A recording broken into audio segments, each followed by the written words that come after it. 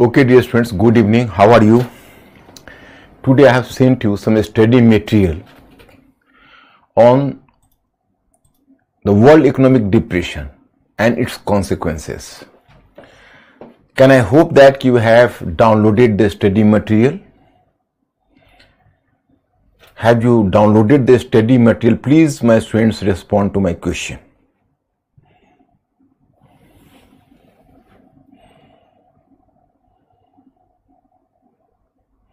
Yes. Okay.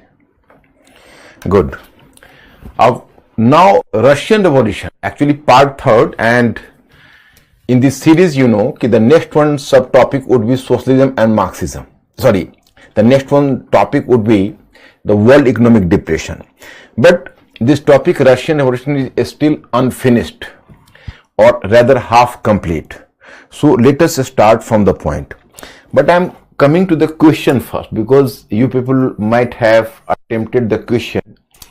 So I have to observe the question first.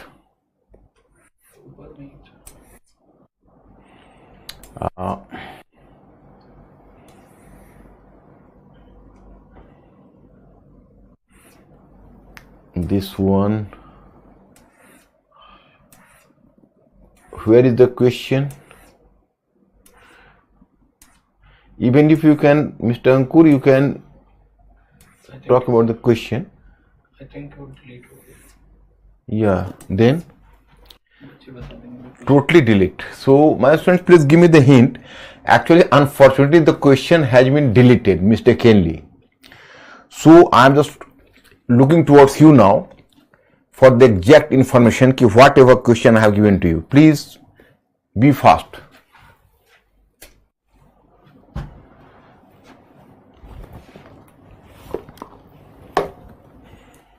Be fast, my friends. What is the question?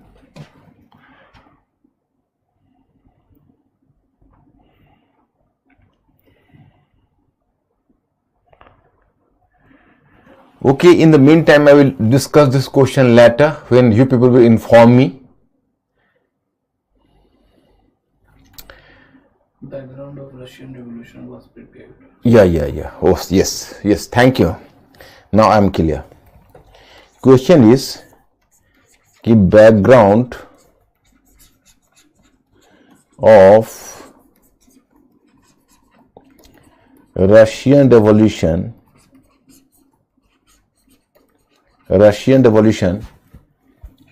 was yeah. In 1917, the background of In 1917, the background of Russian Revolution was already prepared in Russia. But so the background of a revolution was already prepared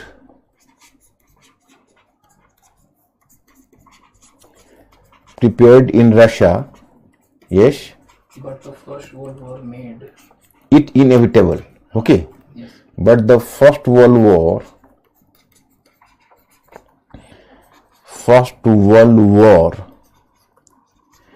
made it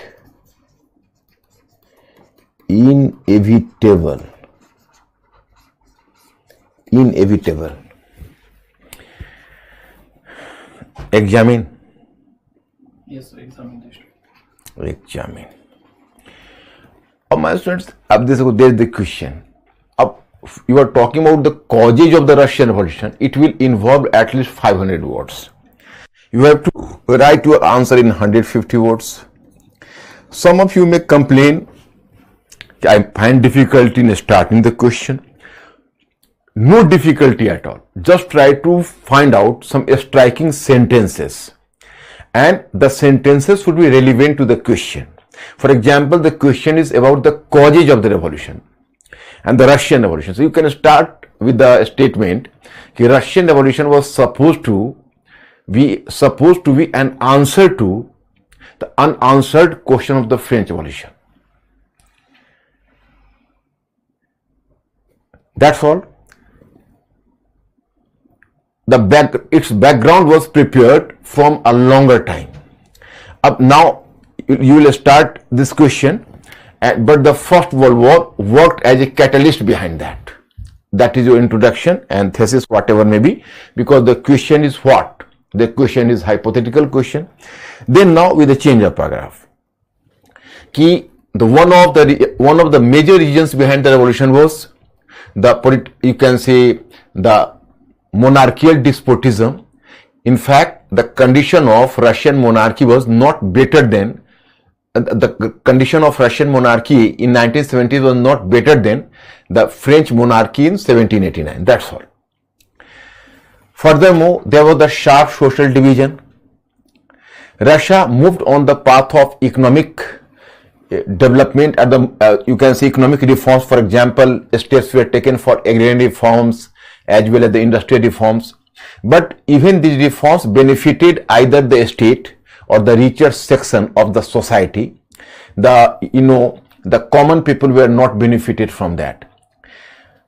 You can see, added to this discontentment was the role of philosophers or thinkers like Leo Tolstoy, you can say Maxim Gorky, Dostoevsky, etc. So they prepared the ideological basis for the revolution and they just reflected the discontentment, but with a change of paragraph. But still the revolution might have been averted as the monarchy was itself initiative for reforms, but First World War made it inevitable because it was the First World War that aggravated the economic crisis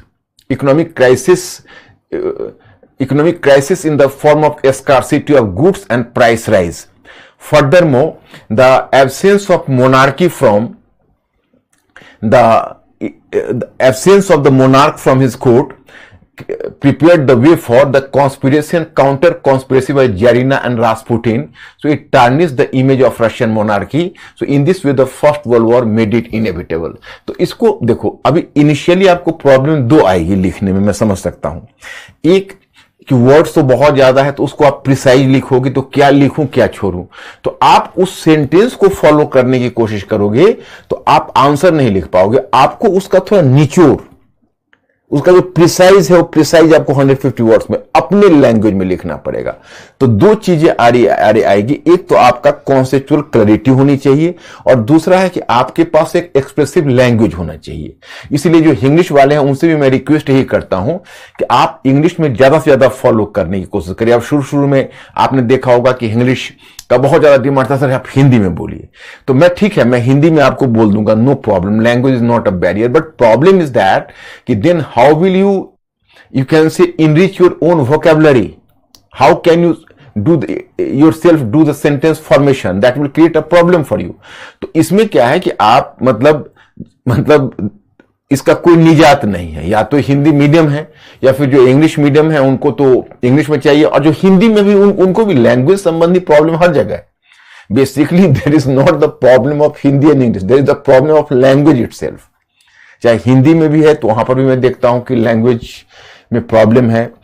तो ये situation आता है. आप में से कुछ लोग हैं, हमको लगता है कि अच्छे खासे लोग आप में से होंगे जिनका लैंग्वेज पहले से थोड़ा सा डेवलप्ड होगा तो थोड़ा एडवांटेजियस पोजीशन में है, और जो नहीं वो भी घबराए नहीं. लैंग्वेज कोई बड़ी चीज नहीं है. You will just concentrate some months, you will run fastly. लेकिन माय स्टूडेंट्स, प्रॉब्लम क्या होता है कि अब suppose I am delivering the lecture and I have given the content, you will go through the content and next day I am putting the question and you have so far bitten but you have not so far devoured and chew it. So whenever after taking the bites you have to chew it and do the fermentation, then your answer would come into its actual shape. This is the basic problem. मतलब आप कुतरते हो लेकिन ढंग से चबा भी नहीं पाते हो, तब तक आपको आंसर लिखना पड़ता है. तो वो इफेक्ट नहीं आ पाता है. जब उसको तुम जुगाली करोगे, जब उसको पचाओगे तो और अच्छा होगा. इसलिए पेशेंस रखना, हिम्मत मत हारना. लास्ट में तुम देखोगे जब आपका अच्छे ढंग से डाइजेस्ट हो जाएगा तो बहुत अच्छे आंसर लिख पाओगे. आपको आंसर में कोई बीट नहीं कर सकेगा. यस, या Rahul Kiran sir, my answer writing is time taking more than 20 minutes. Any solution? Rahul, Yes. Rahul, it is taking 20 minutes, no problem. Initially, you are writing, it is itself, you can say you are getting success in answering your question and doing some sort of the writing, that is a major success. But a time will come, you will reduce. Actually, gradually, whenever you will develop the expertise, there would automatically be reduction in time. So do the practice. A time will come कि everything will be okay. एक इनका नाम BM है. ये कह रहे हैं कि सर मैं एक भी आंसर नहीं लिख पाती हूँ, स्ट्रेस फील होता है, क्या करें? BM लैंग्वेज कंफर्टेबल है कि नहीं आई डोंट नो, लेकिन ट्राई करो. आप जितना भी लिख सकते हो, 100 वर्ड से लिख सकते हो, लिखिए. आप 75 वर्ड से लिख सकते हो, लिखिए. आप लिखना तो शुरू करिए, हो जाएगा. प्रज्ञा बोली सर कि I mentioned about revolution of 1905 also because background of. Yes, you can. If you have a space, actually, you have to manage the question within a stipulated time and space. Suppose you can say you are managing it, you can cite the example of the revolution of 1905, whatever you may. There is no hard and fast rule. BU के लिए language 15% comfort. 15%. 50. So just try to improve it, 75%, 80%, you will comfortable language, you will do writing. But even today, I will not suggest you to be in a motionless posture or to be in a posture of stand still. You have to do the writing work, you have to make effort, and at least even if you are in a position to write the answer in 100 words, 50 words, 75 words, better to do that. Gandhi ji हैं. Gandhi ji, yes, Gandhi ji. Sir, can I say Paris Peace Conference failed due to the enforcement by Britain and France? Due to Enforcement by Britain and France. enforcement, Gandhi ji, your question is not clear. Enforcement by Unenforcement. That is also a factor, but only Britain and France, differences cropped up between Britain and France in course of time before the First World War. It is also a cause. The withdrawal of USA, that is the cause. The treaty itself is going to be unjust and tough. It was a major cause. And you can say, and the rise of fascist elements in Europe, it was also a cause. So many factors gathered at the point which resulted into the failure of Paris Peace Conference. Karim बोल रहे हैं sir, why Russian Revolution is called textbook revolution? Because revolution is sudden process. Sudden textbook revolution is a byword for Russian Revolution, because Lenin was supposed to cause a revolution. मतलब अब देखो, अब एक आई am giving the practical example. अब मान लो life में कोई ऐसा होता है, अब इसको ऐसे सोचो आप, I am giving the example, कि if someone fell in love and then he gets married. This is the one incident. He had not having the, you can say, what happened. This is a quite an unplanned and a sudden manner. This is the case. But someone has from earlier period was thinking about, yes, I have to do the love, and then get married. Do the love and get married. And then through planning, if he does so, the same case happens. And the same incident happens in case of Russian Revolution. Lenin planned earlier, yes, I have to do this, and from the decade earlier, he planned how we have to benefit from the situation of First World War. Whenever the government would be weakened, we have to make attack on the system. So it is through proper planning and reading the textbook. Means the method of revolution, he read so many revolutionaries and then followed the path. Although he adopted his own method, but still he was inspired by so many revolutionaries. So that's why it was supposed to be a textbook revolution. Nilay question, sir, multi-number of Marxist party forms in a society, then these party will slightly shift towards capitalism. Nilay. Question is not clear. Nilay, your question once again? Multi-number of Marxist parties. Nilay, your question, yes. Forms in our society. Forms in our society, yes. Then these party will slightly shift towards capitalism. I think multi-Marxist parties are formed and they slightly shift towards capitalism. Even a single party may shift towards capitalism, and even the multitude of parties could not shift towards capitalism. So there, I think there is no logic and rationale behind that. ये statement मुझे कुछ correct नहीं लग रहा, दिल है. I am not still clear. Okay sir. अब you have started Russian Revolution, and then how did Lenin, you can say, seize the power?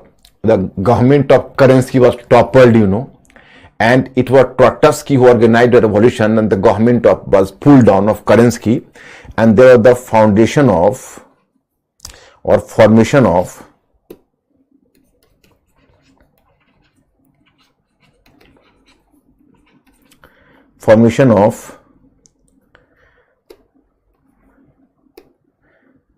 a communist government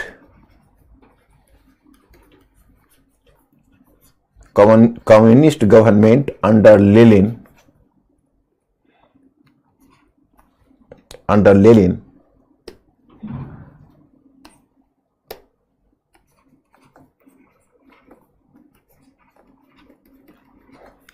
and formation of a communist government under Lenin, and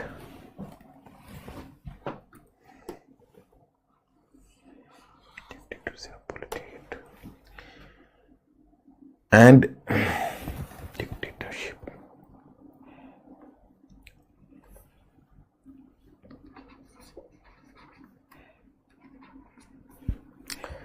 And dictatorship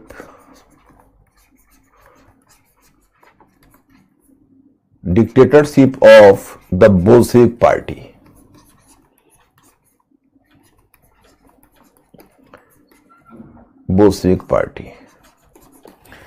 So Lenin did so. Now my students, here I have to inform you that Karl Marx was basically a theorist. He simply talked about the revolution, and sometime you can say he was going to be excessive enthusiastic, and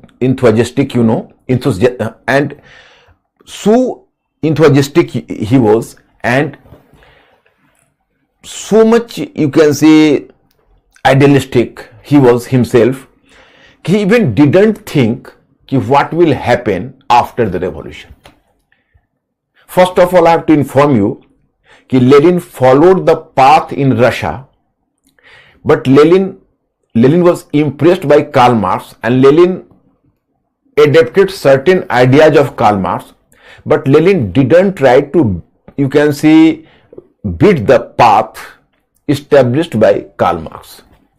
If Lenin could have followed Karl Marx in totality, the so-called Bolshevik revolution should not have taken place in Russia, because on the parameter of Karl Marx, Russia disqualified for a proletariat revolution, because Karl Marx had earlier prophesied that the Marxist revolution, or you can say the socialist revolution, had to take place in a country which is most industrialized. So on his criteria, either Britain or Germany should have qualified. But in both the regions, in both the states, in both the nations, the communist revolution was simply averted, or socialist revolution was averted. No socialist revolution took place. So it is on this basis the charge was brought against Karl Marx that he was a wrong prophet. तो मतलब कि Karl marks ने जो बातें कही थी वो कहीं सत्य नहीं हुई.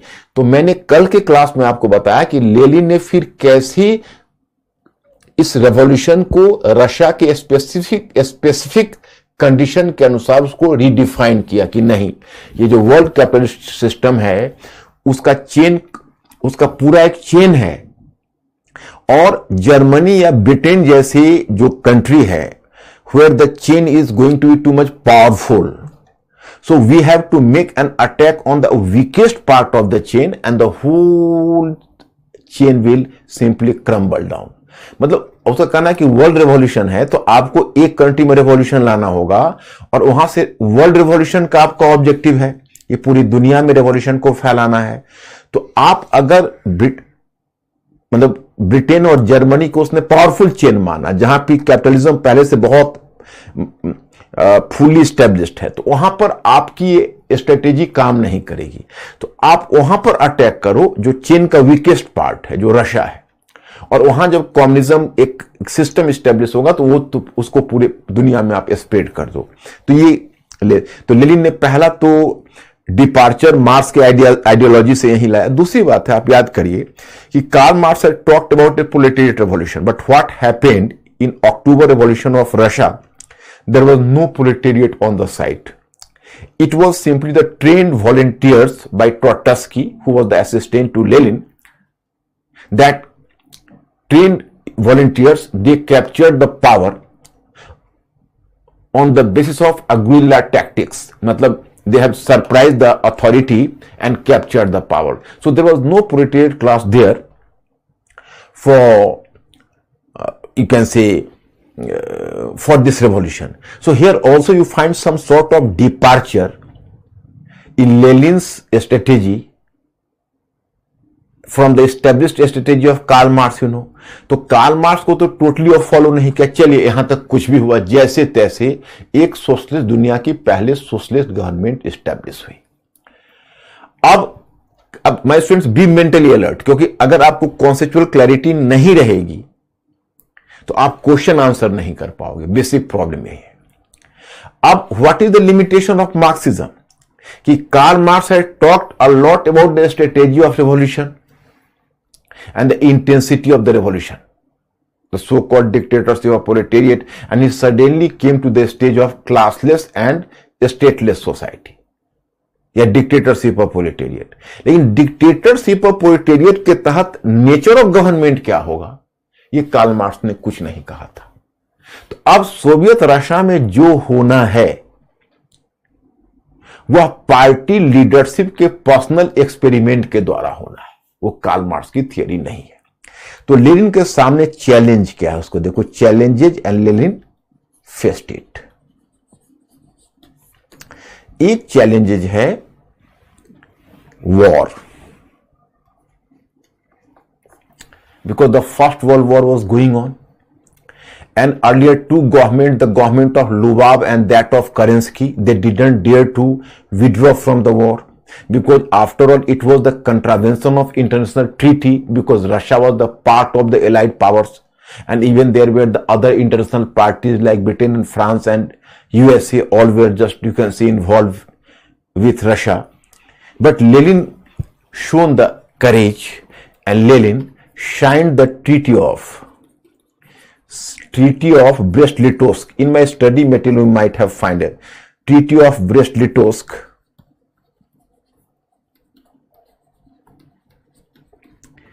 Treaty of Brest-Litovsk in March 1918. March 1918. And it signed the separate peace with Germany while contravening the old alliance with, and contravening the rules under the old alliance with allied powers.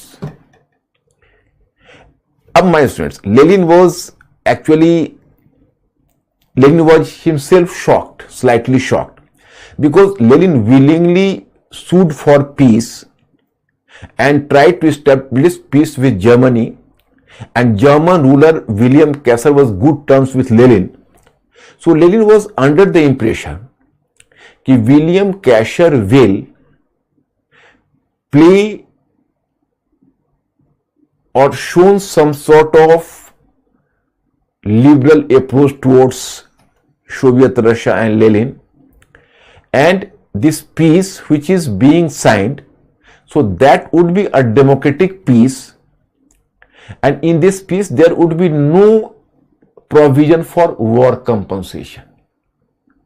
It was a democratic peace without any sort of compensation. But William Kaiser was having the upper hand. He didn't show such sort of liberal approach, rather adopting a tough approach. William Kaiser penalized Russia too much, and Russia was compelled to submit 1/4 of European territory which was peopled by 1/3 of European population. तो अब सवाल ये उठता है कि Lenin ने सोचा था कि चलो हम तो विलिंगली पीस कर रहे, तो आखिर हम इसमें कोई वॉर कंपनसेशन के लिए जगह नहीं होगी, लेकिन विलियम कैसर का अपर हैंड था, उसने इसको बहुत टफ रूप में पेनलाइज कर दिया, इसको अपना 1/4 टेरिटरी गंवाना पड़ा। अब आपको जिज्ञासा होगी, क्यूरियोसिटी होगी, जो मैं आज क्लियर करूंगा। कल मैंने आपको बताया था कि जो 1/4 जो यूरोपियन टेरिटरी रशिया का निकला, इसमें 1/3 पॉपुलेशन था, 1/4 यूरोपियन टेरिटरी था। तो उस टेरिटरी का हुआ क्या, क्योंकि उधर रशिया ने मार्च 1918 में ट्रीटी की और 1919 में जर्मनी 11 नवंबर तक जर्मनी ने सरेंडर कर दिया। तो अब जर्मनी को तो पेरिस पीस कॉन्फ्रेंस में घसीटा एलाइड पावर्स ने, तो अब जर्मनी से तो जो रीजन्स लेना था उन्होंने लिया, but what happened to that region which Germany had earlier taken from Russia, क्योंकि लेनिन तो चलो पीस साइन कर दिया, लेकिन जर्मनी को रीजन रहा तो नहीं, क्योंकि एलाइड पावर्स ने उसको जब डिफीट कर दिया तो उसको फिर पेरिस पीस कॉन्फ्रेंस में पेनलाइज किया। तो उसमें जो वुडरो विल्सन यूएसए से आए थे, तो उनके 14 पॉइंट प्रोग्राम में एक प्रोग्राम यह भी था कि रशिया को, सोवियत रशिया को उसका रीजन लौटा दिया जाएगा। The reason which had earlier taken from Soviet Russia had to return to it. But देखो, अब Clemenceau and Lloyd George didn't like it. Rather, Clemenceau and Lloyd George created 4 separate nations in the region. One was Finland, second was Latvia, third one Lithuania, and fourth one Estonia. So 4th new states were created, new nations were created, just because this region, what you know as the Russian region, which was taken from Germany. So these regions were taken at the eastern border of Russia. And eastern border of Russia was linked to the western border of Germany. तो इसको जानबूझ के create कर दिया उन्होंने एक reason के रूप में कि भाई रशिया से सेपरेट रहे, और इसका मकसद मेन था कि ये बफर रीजन के रूप में काम करेगा। और उधर सोवियत रशिया का जो कम्युनिस्ट आइडियोलॉजी है वो वेस्टर्न यूरोप में नहीं फैलेगी। तो एक तरीके से अगर आप देखो तो even this provision, what you know as the creation of new nations by allied powers, और the you can say Clemenceau and Lloyd George, so that was also the contravention of the 14 point programme of Wilson. तो ये तो आपने समझ लिया कि Russia का क्या हुआ। अब सेकेंड वन देखिए, and Lenin signed the peace treaty with Germany separately. So this gesture from the side of Lenin enraged the Allied powers, because they were now quite, you can say, disturbed, and they were shocked to know that how could Russia break the, you can say, the international treaty with Allied powers unilaterally. How Russia could do that? So USA, Britain, France, along with USA and Japan, invaded Soviet Russia quickly after this treaty. But even during this critical juncture, Lenin didn't succumb. Rather, Lenin told Trotsky to form a Red Army. Red Army means Communist Army. Quickly, a large army, to create a large army. And then Soviet Russia successfully fought against the invading army of Allied powers. And finally, because you know even Allied powers were already tired of the continuous war with Germany and the Central powers, so they were not much serious. So after making an invasion, they once again withdrew. But it created further rift between the communist Russia and capitalist Western Europe, because they invaded. So it was the case. So in this way, Soviet Russia solved the problem. Another problem was the problem of land. What was the problem of land? So peasants already captured the landlords. The peasants already captured the land of the landlords, you know. And whatever there is in the communist model, you know, there is a in the socialist model or communist model, there is no provision for a private property. So there was, you can say, a very pertinent question, whether the land should be allowed land should be allowed under the control of or personal control of the peasants, or the land should be taken back by the state and the state had to encourage the collective farming. क्योंकि जो socialist model है उसमें private property के लिए जगह नहीं होती है, तो अगर स्टेट ही पूरे लैंड को एक्वायर कर ले और स्टेट अगर कलेक्टिंग फार्मिंग करे तो दैट इज बेटर. लेकिन लेनिन को लगा कि then we will lose the support of Russian peasantry and that will weaken the Bolshevik government in Russia, newly founded Bolshevik government in Russia. So Lenin just you can say modified his policy and declared that कि land would remain under the personal control of the peasants. So in this way the Lenin solved the problem. तो Lenin ने किसानों के अंतर्गत जमीन को रहने देना स्वीकार कर लिया. अब इसके बाद लेनिन ने दो तरह की पॉलिसी अपनाई. लेनिन फॉलोड द पॉलिसी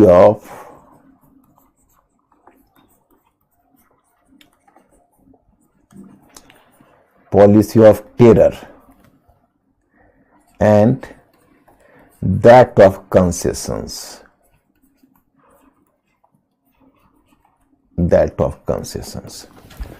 अब लेनिन ने टेरर का पॉलिसी क्या अपनाया, देखो policy of terror.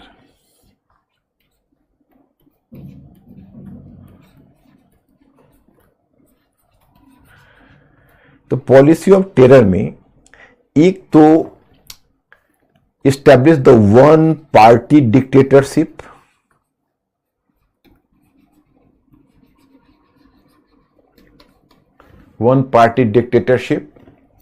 second one with a secret police cheka. Lenin established a secret police. Well, actually at that time the different dictators were just, you can say, maintaining their secret police. Even Napoleon had earlier maintained a secret police. Then you will come to know Lenin maintained the secret police, later Mussolini and Hitler all. जैसे Lenin Chekka, Mussolini, Obra, Hitler, Gestapo, they were the secret police, and this secret police were just working under the control of the state, and the enemy who were declared to be the enemy, so they were basically eliminated with the support of the secret police. मतलब secret police का काम होता था कि state की जिधर इशारा होता था वहां जाके किसी को उठा लेती थी कभी भी. तो इस तरह से चेका के माध्यम से अपने जो एनिमी है उसको लेनिन ने बहुत हद तक एलिमिनेट किया. But Lenin learn the lesson from the rain of terror under French evolution, because during the French Revolution, this policy of terror became uncontrolled, and this policy was being adopted not simply against the enemy elements but also the friendly elements. So Lenin was very cautious about the fact that कि the policy of terror should be external, मतलब ये जो बाहरी शत्रु है उसके against में हो, but not internal. It should not be adopted against their own volunteers. तो ये हुआ. एक जो उसने टेरर की पॉलिसी की 1918 में, Lenin introduced a policy and that is called war communism. War communism में Lenin tried to put a total control over the economy. He brought the whole economy for time being under the state supervision, and it started to put a limit. It started to put a total curve on the production. The state started to decide the level of production, how much production an industry should do, and if the industry concerned was running short of the, you can say, the target given by the state, so this industry and its management had to be heavily punished, even to the point of the death sentence. So Lenin just, you can say, created in the form of the war communism a very tough system, because it was the time the Allied powers invaded Soviet Russia after doing this Treaty of Brest-Litovsk. So Lenin adopted this policy, but later Lenin was frustrated, because when Lenin just tried to measure the consequence of the policy, he came to realize that in place of increasing, production further declined. So Lenin came to the conclusion that this coercive policy would never result in augmenting and, you can say, increasing the quantity of production. Rather, it would discourage the production. So for that fear, he adopted a new policy that is characterized as NEP, or New Economic Policy 1921, which I have mentioned in my study material. मतलब Lenin को ये लगा कि भाई देखो, ये जो tough policy है एक फोर्सफुल प्रोडक्शन बढ़ाने का, ये पॉलिसी कारगर नहीं है। तो लेनिन ने 1921 में आकर अपने पॉलिसी को चेंज कर लिया, उसको न्यू इकोनॉमिक पॉलिसी अथवा नेप बोलते हैं। तो अब हम उसी बेसिस पर विचार कर रहे हैं। ये तो हुआ पॉलिसी ऑफ टेरर, और दूसरा उसने अपनाया policy of concessions.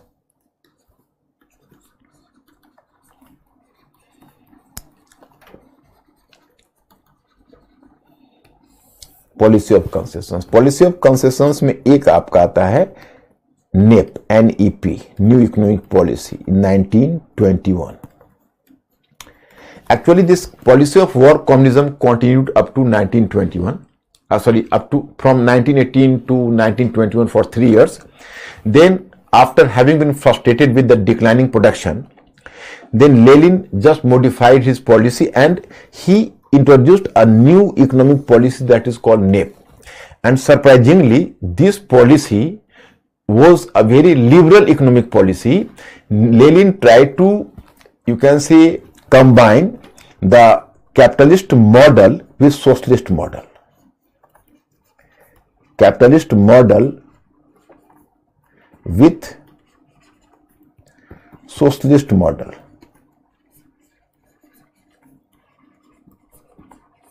Capitalist model and socialist model. What was this model? The combination between the capitalist and socialist. In fact, the state was having the certain control, but even the private sector or the private production was encouraged.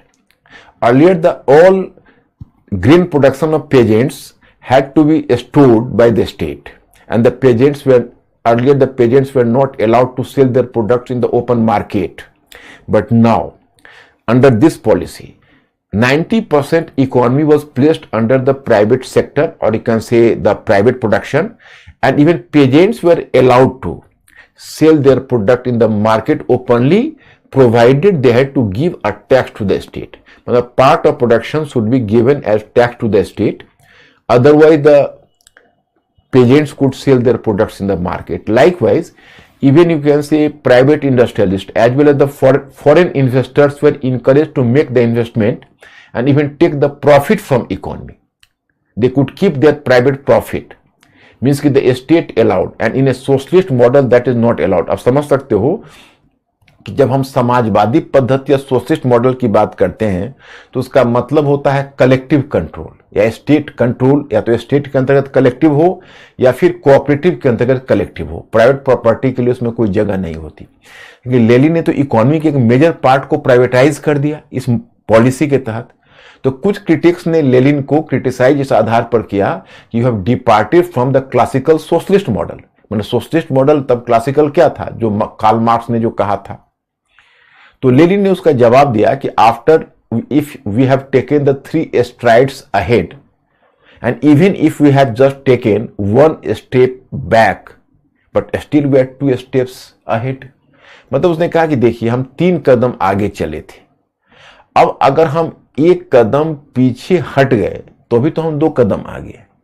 तो Lenin इस तरह से अपने position को rationalise करता है new economic policy में। तो एक मेजर कंसेशन लेनिन यह देता है। अब देखो, कार्ल मार्क्स ने ऐसा कुछ नहीं कहा था। कार्ल मार्क्स ने तो रेवोल्यूशन की बात कही थी। अब सोवियत रशिया में जो भी हो रहा है वो पर्सनल एक्सपेरिमेंट हो रहा है। Karl Marx was nothing to do with that. तो इसलिए जब हम कहते हैं कि रशियन मॉडल के फेलियर को हम कार्ल मार्क्स से जोड़ते हैं तो हम भूल जाते हैं कि कार्ल मार्क्स यहां कहीं नहीं था। It was the product of the personal experimentation by different governments in Soviet Russia. First, I am talking about Lenin, then I will talk about Stalin, his successor. He will do a lot of experiments, you can say. And not simply that, even after Stalin, even after that. So, when the Soviet model was established in 1917, and it survived for nearly 75 years, 7.5 decades. And after that, Soviet Russia disintegrated because the Soviet model failed. So you people have to take that decision कि whether it was the model, the failure of the Soviet socialist model, Soviet model, or was it a failure of Marxism? क्योंकि Karl Marx तो यहाँ कहीं नहीं है. अब दूसरा concession जो उसने दिया है, the second one concession, so that is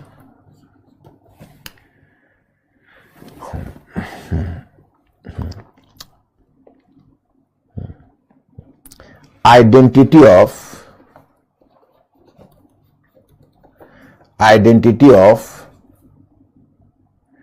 different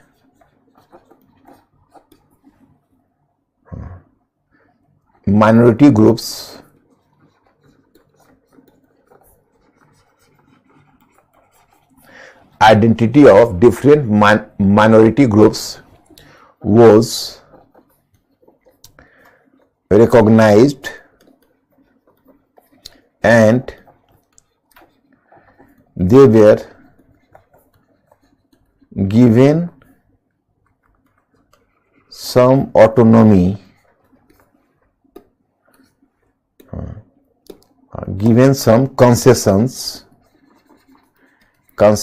as major minority group was placed under a republic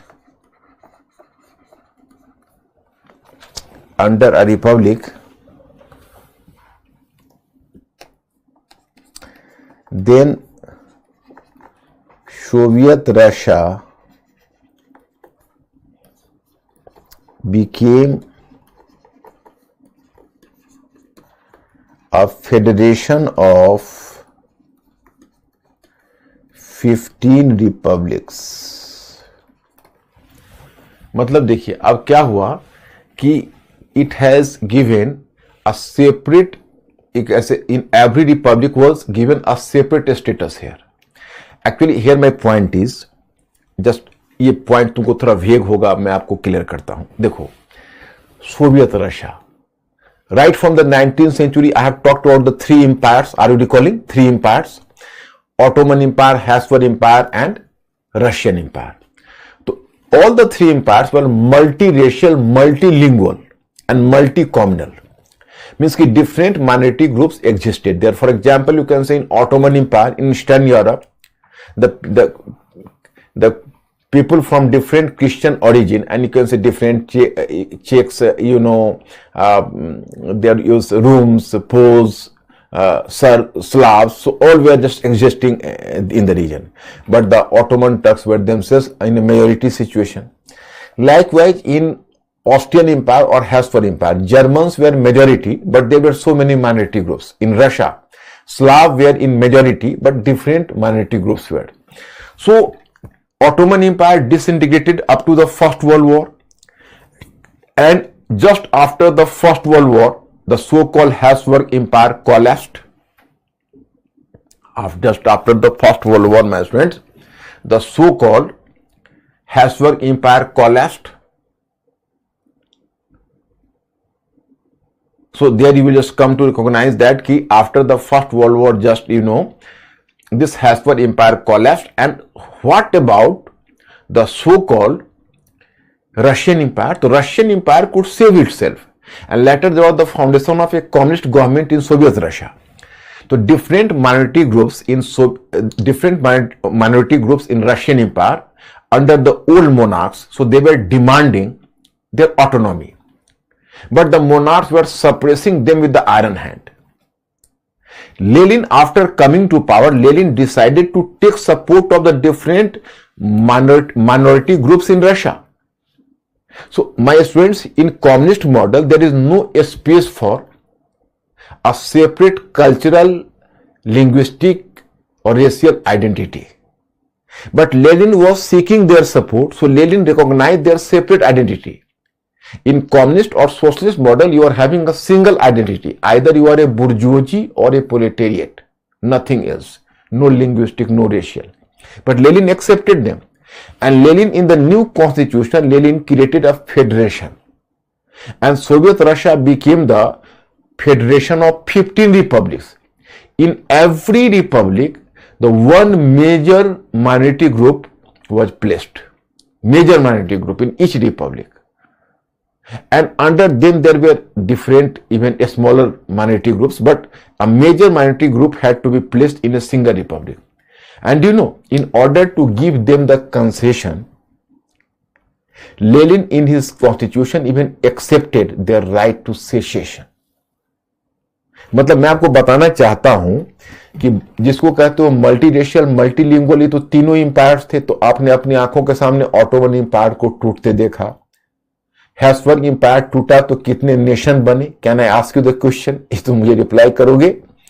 जरा मुझे क्यूरियोसिटी होती है, जरा बताओ तो, जो फर्स्ट वर्ल्ड वॉर के जस्ट बाद जब पेरिस पीस कॉन्फ्रेंस में हैब्सबर्ग इंपायर डिजॉल्व हुआ था तो कितने नए नेशन निकले थे? Please inform me if you can, be fast.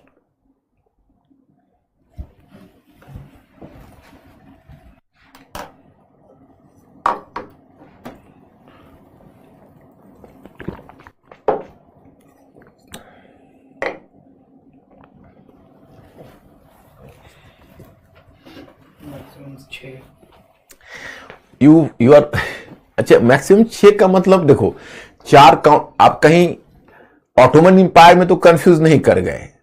Ottoman empire में 6 nations, that was Greece, then Romania, मैंने Greece, Romania, then Serbia, Montenegro, Bulgaria, Albania, that is in Ottoman empire. In Habsburg empire the major 4, Austria, Hungary, Yugoslavia and Czechoslovakia, but some room population was given to Romania, so there was extension of Romania. Romania was not created, it was extended. Likewise, Poland existed from earlier period, but after taking some Pole population from the so-called Habsburg Empire, Poland was enlarged. So मैंने आपको 4 state बताया था, ये सबको थोड़ा ध्यान रखना सोचकर। रशिया बचा रहा।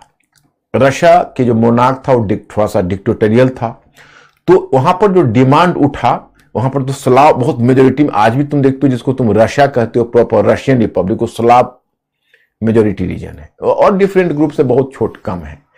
और बाकी जो तो रीजन देखते हो जो इंडिपेंडेंट हुए सोवियत रशिया में डिसइंटीग्रेशन के बाद, वो सब डिफरेंट माइनॉरिटी ग्रुप्स हैं। तो वो सब पहले से डिमांड कर रहे थे कि हमें आप ऑटोनॉमी दीजिए, मतलब हमको एक अलग। तो उसको जो वहां का जो मोनार्क था वो बहुत डिक्टेटोरियल था, बहुत डिस्पोटिक था, वो मतलब बहुत निरंकुश, तो वो उनके डिमांड को दबाता रहता था।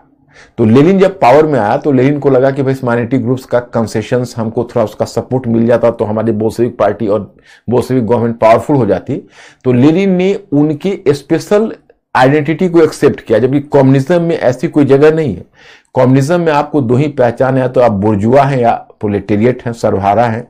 लेकिन बाकी रेशियल पहचान, लिंग्विस्टिक पहचान, आप ये हैं, आप इस धर्म के हैं, आप इस लिंग्विस्टिक ग्रुप के हैं, आप इस रेशियल ग्रुप के हैं, ऐसा कम्युनिज्म सोचता ही नहीं। लेकिन लेनिन ने सोचा, और लेनिन ने उनको खुश करने के लिए क्या किया कि रशिया में एक फेडरेशन, एक संघीय व्यवस्था, परिसंघ बनाया, जिसमें 15 रिपब्लिक्स को रखा।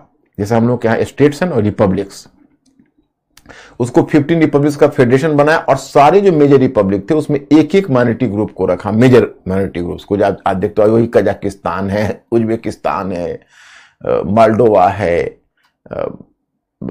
यूक्रेन है, तो ये सब अलग अलग जो डिफरेंट माइनॉरिटी ग्रुप्स थे। हालांकि यूक्रेन तो बदकिस्मती से इसी के ग्रुप से था, बहुत कुछ उसमें स्लाव पॉपुलेशन ही है, लेकिन फिर भी इसमें ये 15 रिपब्लिक्स उसने बनाए, और उनको खुश करने के लिए उसने उनको राइट टू सेसेशन भी दे दिया। The matter of surprise is that कि they were given even the right to secession, मतलब अलग होने का अधिकार भी दे दिया, अगर चाहे तो पृथक भी हो सकते हैं। ये एक बहुत बड़ा कारण है कि जब 1991 में वो सेपरेशन, हमारे कॉन्स्टिट्यूशन में क्या है, ये किसी भी स्टेट को राइट ही नहीं है कि वो सेपरेशन का डिमांड भी कर सकता है, दैट इज अनकॉन्स्टिट्यूशनल। और उनको इसके लिए मतलब उनको ये against the unity and integrity of nation एक कॉन्स्पिरेसी मानी जा सकती है, और उन पर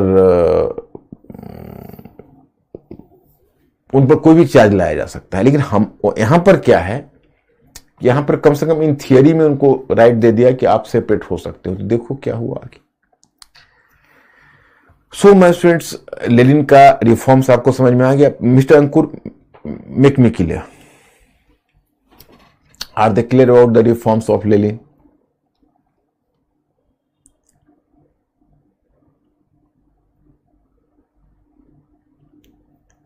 Please inform me.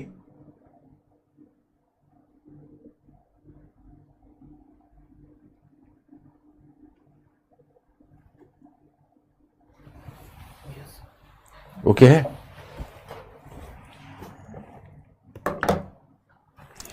अब now I am talking about the successor of Lenin, that was Stalin. अब Joseph Stalin. So you are just moving to the era of Joseph Stalin. अब Joseph Stalin starting from 1927 to 1953, Lenin died in 1924 itself. And Lenin, the chosen successor of Lenin was Trotsky. So Lenin just chose Trotsky as his successor. But just after the death of Lenin, Joseph Stalin was a very ambitious leader. He just rode on the ladder of leadership gradually at the time of Lenin himself. So after the death of Lenin, he seized the power forcefully. And a war of succession continued for nearly 3 years in Soviet Russia between the party of Trotsky and that of Stalin. Stalin emerged to be a victor party. And Trotsky along with his supporters were eliminated. मतलब अब जब Stalin power में आया तो उसने ट्रोट्स्की, जो Lenin का सबसे चोजन सक्सेसर था, उसको मार डाला। उसके जितने भी समर्थक थे उसको मार डाला। और जो उसके विरोध में खड़े हुए, या तो उसको मार डाला या उनको मेंटल एसाइलम में भेज दिया। मेंटल एसाइलम का मतलब है पागल खाने। मतलब they were declared to be the mad and they had to give in the shock, electric shock. तो इस तरह से उसने अपने एनिमी को एलिमिनेट करके 1927 में he in true sense came to power. अब my students, Stalin brought certain reforms.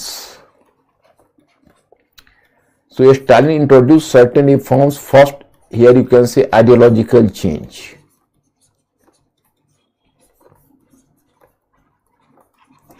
Ideological change क्या है? इसको बोलते हैं world revolution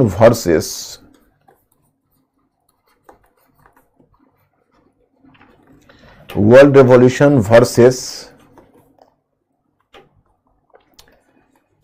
dictatorship in a single country.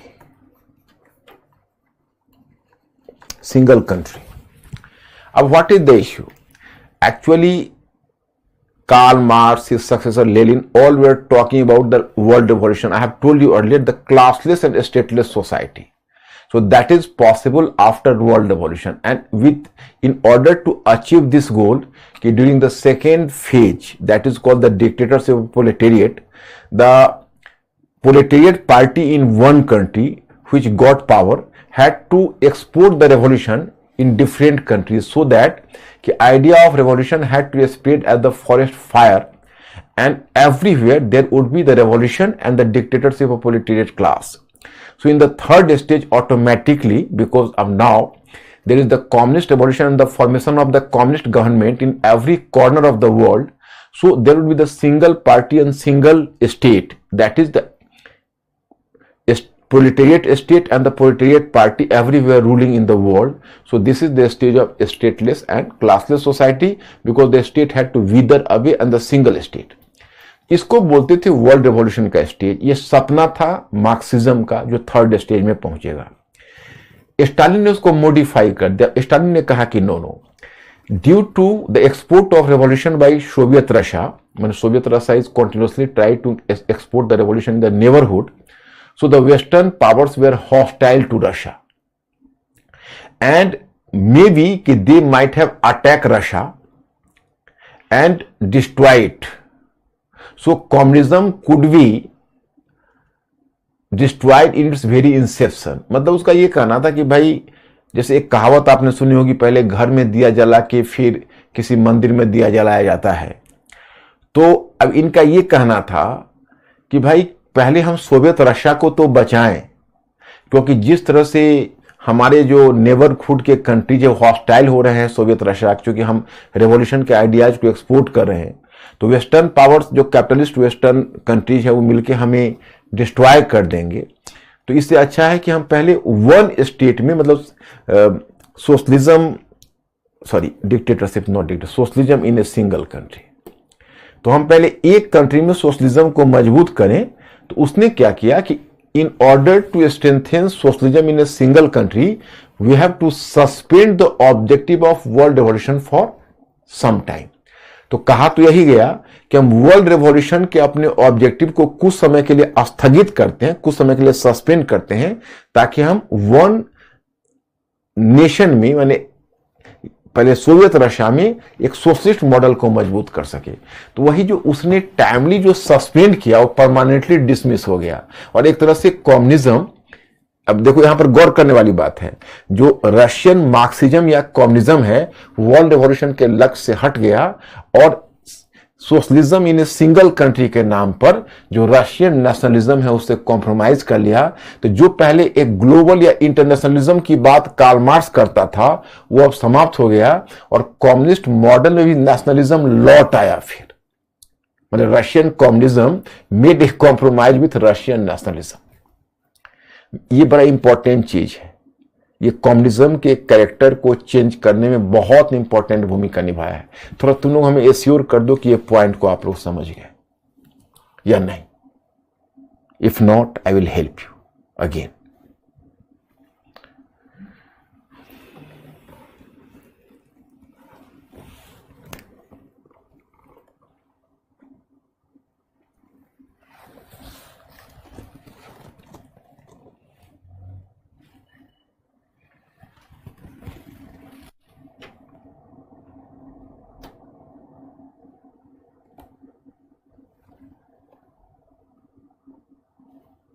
क्या अंकुर? कुछ कह रहे हैं कि एक बार और फिर। जैसे देखिए कम्युनिज्म में, अब मैं हिंदी में बोल देता हूं तब शायद सभी लोग समझ पाओ। जैसे कम्युनिज्म में नेशनलिज्म के लिए कोई जगह नहीं होती है। कम्युनिज्म हमेशा कहता है कि देखो हम शुरू तो करेंगे एक रीजन से, लेकिन पूरे दुनिया में हम कम्युनिज्म लाएंगे, वर्ल्ड रेवोल्यूशन। तो इसी प्रिंसिपल पर मार्क्स भी चल रहा था और लेनिन भी चल रहा था। जब स्टालिन आया तो स्टालिन ने कहा कि भाई हम तो दुनिया में रेवोल्यूशन लाने की बात करते हैं, लेकिन कहीं ऐसा ना हो कि जो ये ब्रिटेन, फ्रांस, यूएसए, ये सब जो कैपिटलिस्ट पावर है वो हमें दबा के और मार डाले कम्युनिज्म को। तो पहले हम बचेंगे तब तो दुनिया में कम्युनिज्म लाएंगे। तो पहले हमको जो वर्ल्ड रेवोल्यूशन है उसके ऑब्जेक्टिव को सस्पेंड कर देना है, माने उसको फॉर टाइम बिंग हम छोड़ देते हैं और हम एक कंट्री में पहले सोशलिज्म को मजबूत बनाते हैं। मतलब जो कम्युनिस्ट मॉडल है उसको पहले हम एक कंट्री में मजबूत बनाते हैं और फिर हम लौटेंगे उस ऑब्जेक्टिव पर जो कभी नहीं लौटा। तो एक तरह से अगर हम एक कंट्री में ही अगर सिस्टम को मजबूत बना रहे हैं तो हम तो रशियन नेशनलिज्म से ही जुड़ रहे हैं ना। मैंने फिर एक बार हमारा रशियन नेशनलिज्म के साथ कम्युनिज्म का कॉम्प्रोमाइज हो गया और जो दुनिया में जो एक ग्लोबलिज्म की बात थी वो हाशिए पर चली गई। हालांकि प्रचार तो सोवियत रशिया करता रहा उसके बाद भी, लेकिन दुनिया में, लेकिन उसका प्राइमरी वहां पर सोवियत रशिया बना रहा। दुनिया चली गई, सेकेंडरी हो गई और मुख्य हो गया सोवियत रशिया को एक पावरफुल नेशन बनना। तो कहीं ना कहीं रशियन नेशनलिज्म का एक कम बैक था, जो ग्लोबलिज्म का जो ऑब्जेक्टिव कम्युनिज्म का था वो छूट गया।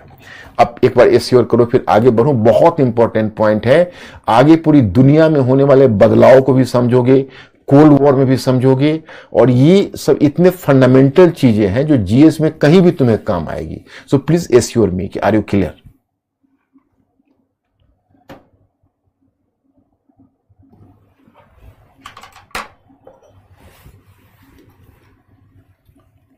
यस। सभी का आ रहा है? ओके है सभी लोग? तो ये एक तो आइडियोलॉजिकल चेंज ला दिया। इसलिए तुम देखोगे कि जो रशियन कम्युनिज्म है वो नेशनलिज्म के साथ कहीं, इसको भूलना मत पॉइंट को, I will not allow to forget it, because then we will talk about the Chinese revolution and many other revolutions. So you have to be enlightened enough to understand this point. So world evolution versus socialism in a single country, that was the ideological change. Then you can say for strengthening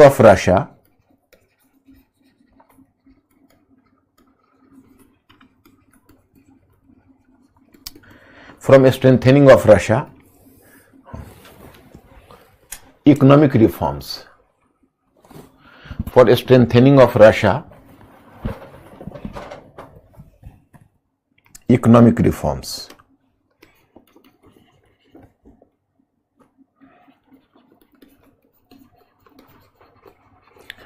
तो economic reforms में क्या था पता है? Fast industrialisation. भाई Russia को एक industrial country बनाना है, फास्ट इंडस्ट्रियलाइजेशन। तो जानते हो फास्ट इंडस्ट्रियलाइजेशन में अब क्या क्या हो रहा है कि लेनिन का जो नेप का मॉडल था उसको स्टालिन ने चेंज कर दिया। Stalin transform the लेनिन्स new economic policy model, because under new economic policy model Lenin had placed nearly 90% of the economy under the private capital or private, you can say, control. Do you know कि private capital, private property, private control, so that belongs to capitalist model, not socialist model. In socialist model either there should be the collectivization of property, means कि there should be some cooperative organization which should run the common property and the people had to work on the common property, or all property should be under the state control. तो अब इसमें इसने क्या किया कि fast industrialisation किया। इन industrialisation state के अंतर्गत होना था, प्राइवेट सेक्टर के अंतर्गत नहीं।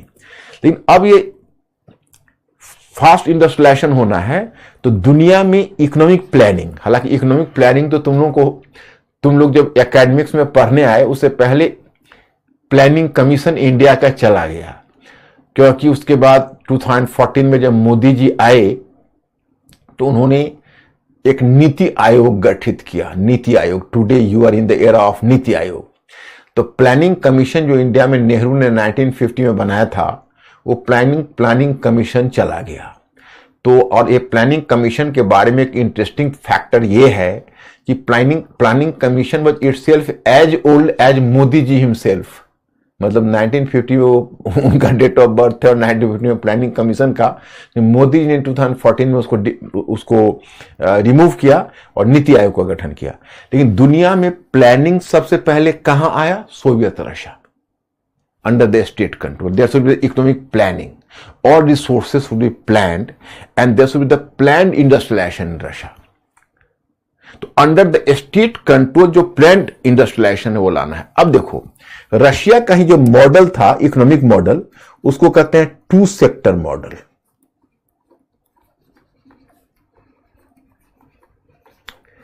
टू सेक्टर मॉडल में क्या था पता है? टू सेक्टर मॉडल में यह था कि actually basically the two sector model was guided और based on the Marxist model. What is the Marxist model? What does this model says? What does this model say? According to this Marxist model of two sector model, there should be the industrialization should be carried on in two stages. In the first stage, there should be the foundation of simply the capital goods industries, and it is in the second stage because once you have established the capital goods industries, so the capital goods industries would prepare the basis for the second generation industrialization itself. And so in the second generation there would be the foundation of consumer goods industries. So as during the first phase there was the foundation of capital goods industries, so there would be the scarcity of consumer goods because all investment or all resources of the state had to be invested in capital goods. But once the capital goods would be established in second generation, so many consumer goods industries had to be established कि there will be the full of consumer goods in the market. ये नहीं हो पाया।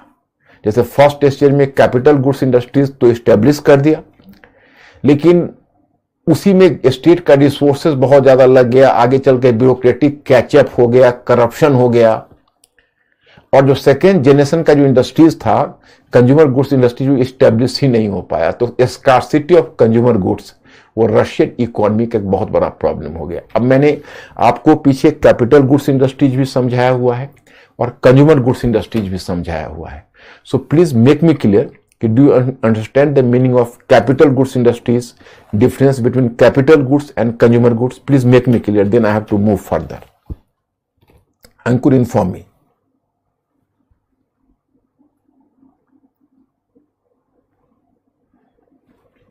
Please be fast.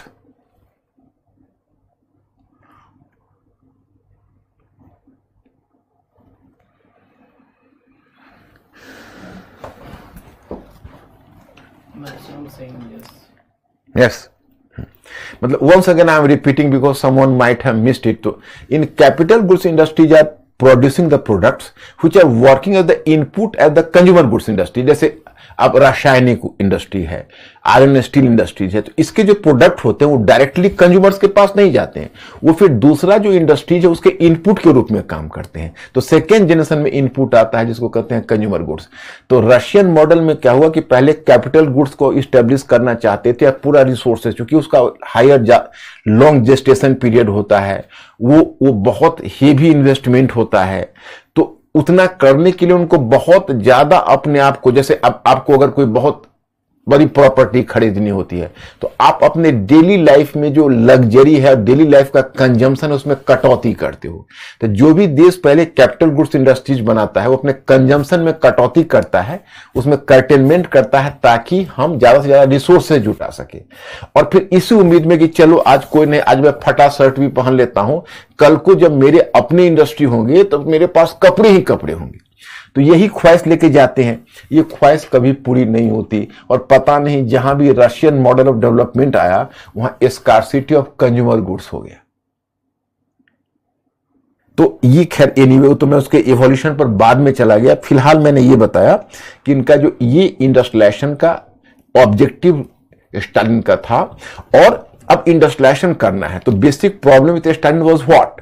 Basic problem was that कि Soviet Russia was a communist country. So its problem was कि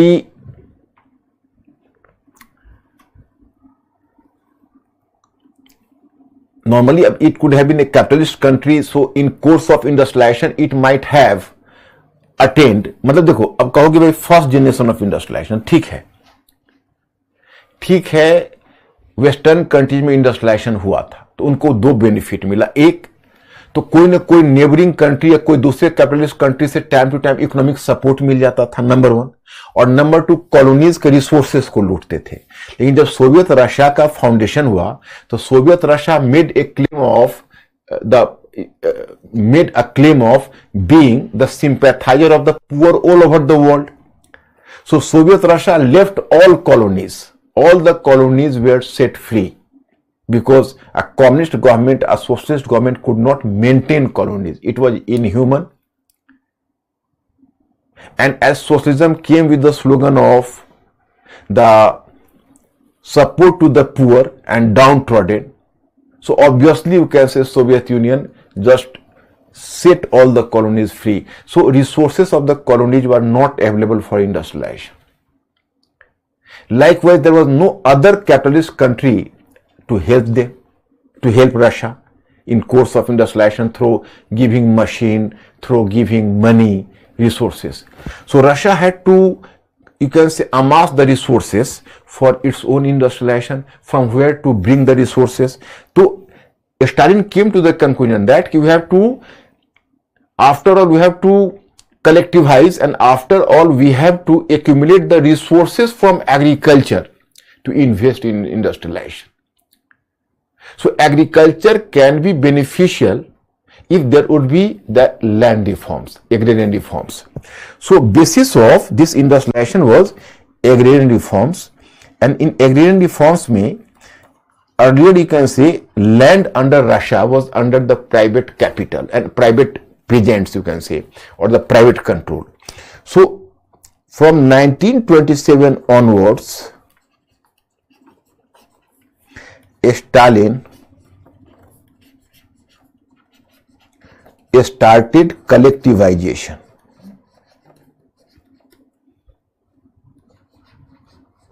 Collectivization of land. Collectivisation of land का मतलब है कि जो पहले प्राइवेट पीजेंट्स, आपके पास 10 एकड़ है, उनके पास 5 एकड़ है, उनके पास 15 एकड़ है, तो आप अलग अलग लैंड रखते हो। स्टेट क्या करेगा, सबका लैंड छीनेगा, लाओ सारे लैंड लाओ, और सारे लैंड को कलेक्टिवाइज करके एक बार 50 एकड़, 100 एकड़, 200 एकड़, 1000 एकड़, lakhs acre बनाएगा. So there was the collectivization of land, and all the peasants had to work collectively on the land, and the profit of the agriculture had to be distributed, and it had to be done under the state supervision directly. तो उसका basic concept यह था कि जब collective property बन जाएगी और सबके लैंड जो कॉमन हो जाएंगे, और जब सारा हम ह्यूमन लेबर को एग्रीकल्चर में लगाएंगे तो एग्रीकल्चर इतना सरप्लस देगा कि जिस सरप्लस से हम मशीन को इंपोर्ट करेंगे और इंडस्ट्रियलाइजेशन को बढ़ाएंगे. So the basic objective behind the collectivization of land was to give a major boost to agriculture, and accumulating the agrarian surplus will result into the fast industrialization, because the essential machines and other commodity had to be imported from outside, and the import had to be paid through agriculture surplus. ये basic objective है. लेकिन ये बड़ा problematic काम था जो Stalin ने ले लिया था. क्यों? क्योंकि अब देखो, even you, me, everybody is having a natural inclination for private property. जब हमारी चाहे 2 एकड़ ही लैंड है, लगता है अपना है, और जब उसको कहे कि भाई इसको कलेक्टिव लैंड बना दो तो बड़ा मुंह होता है अपने लैंड से. तो when Stalin started this drive, so particularly you can say the rich peasantry, they opposed tooth and nail. But Stalin just emerged to be the worst dictator. 50 lakh people, 50 lakh rich peasants were deported to Siberia. Siberia was the very, you can say, interior region, that was the excessive cold region. तो 50 लाख तो जो rich peasants थे उनको तो उन्होंने Siberia Stalin ने deport कर दिया, निर्वासित कर दिया. And 10 lakhs people were killed. And with iron hand he did the collectivization of land, and then he carried the industrialization. In 1928 he established the planning commission. He established a planning commission in 1928, and the planning commission carried the industrialization further. So in this way, now it was the worst part. He was a worst dictator, that is the worst part. And what is the best part? He transformed Russian economy thoroughly. And Soviet Russia emerged to be a very rich and powerful country. It became the second superpower along with USA.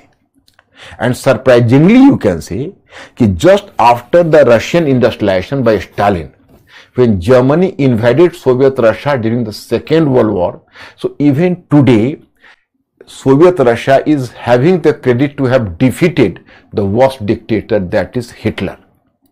Because if Nazi Germany could receive a major setback anywhere, so that was in Soviet Russia. Although there was almost devastation to Soviet Russia, but Stalin, you can say, organized the industrialization so efficiently and organized the resources, so Stalin could defeat, you can say, another dictator, Hitler. So even today Russia is proud of the fact that you have defeated the 2 worst dictators of the world. The first, Napoleon Bonaparte, was defeated in Moscow expedition, are you recalling? And then even Hitler, I'll discuss with you later. So in this way, so Stalin was having both the things simultaneously, the good thing and bad thing, merit and demerit. Worst dictator, but a visionary. A visionary in what sense?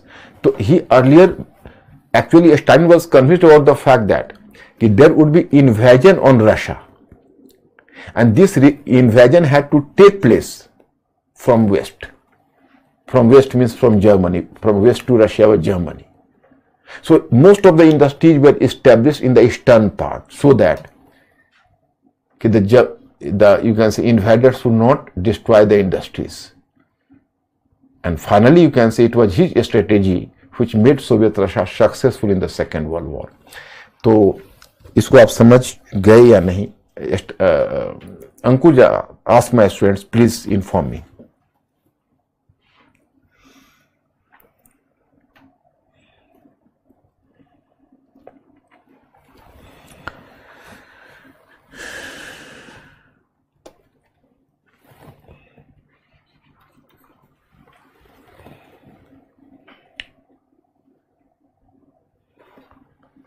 Yes.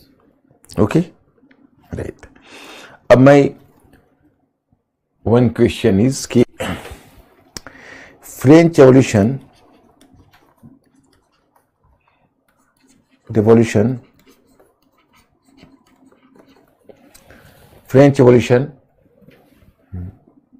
had defined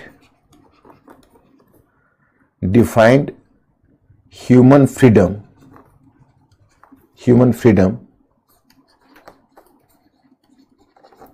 but it was Russian Revolution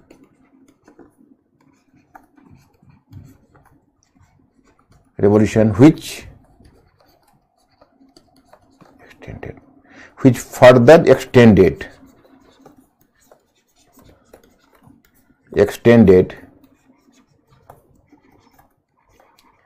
the meaning of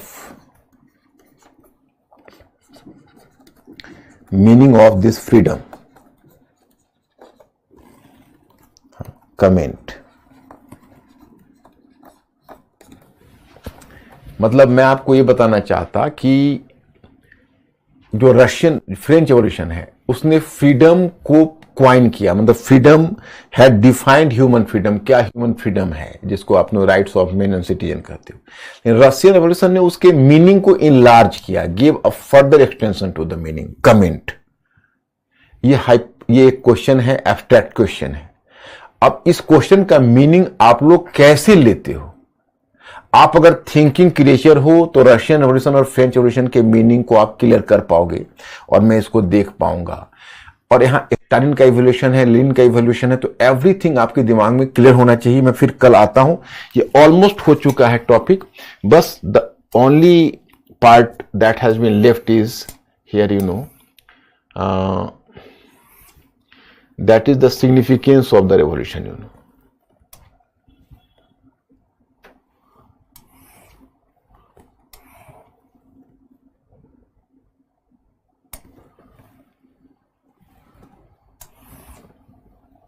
That is Russia, one-man dictatorship.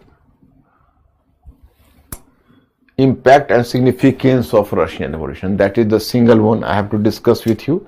There are the 5 to 6 points I will discuss with you. That is not maximum 10 minutes, you can say. And the Lenin's new economic policy 1921 NEP influenced the policies adopted by India soon after independence. Evaluate UPSC 2014. This question was already in the paper in 2014. That is the model answer. You have to go through it. Model answer तुम point में लिखो। ये मैंने थोड़ा ज्यादा करके इसलिए दिया है कि आपको समझ में आ जाए, लेकिन आपको छोटा थोड़ा करना होगा और थोड़ा सा आप पॉइंट बना के लिखो, नो प्रॉब्लम जीएस में। आपको जो मैंने क्वेश्चन दिया उसको ट्राई करो, कल मैं डिस्कस करूंगा और फिर ये पार्ट तक मैं आपको कवर कर दूंगा। ये 15 मिनट्स मुझे और लेगा और तब थोड़ा सा आपको पढ़ना है, that is world economic depression. तो पूरा टॉपिक तो कल नहीं होगा क्योंकि उसमें मैंने कुछ बहुत सारे इकोनॉमिक इश्यूज को भी समझाने की कोशिश की है। आप जब उसमें जाओगे तो अगर कुछ समझ में ना आए तो you have not to be agitated, because I will make you clear, I will make it lucid and clear. तो यहां तक तो आप लोग समझ गए होंगे। कोई प्रॉब्लम है तो आई विल कम टुमारो।